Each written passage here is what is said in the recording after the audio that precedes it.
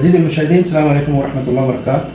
عندنا ثلاجة كالفينيتر اليوم عنده انسداد في الكابلري وفلتر، ونظفناه وغيرنا كابلري وفلتر وزيتناه وكل شيء ورجع يشتغل 100%. الكابلري هذا هو، والفلتر وبلف وزيوت وفريون.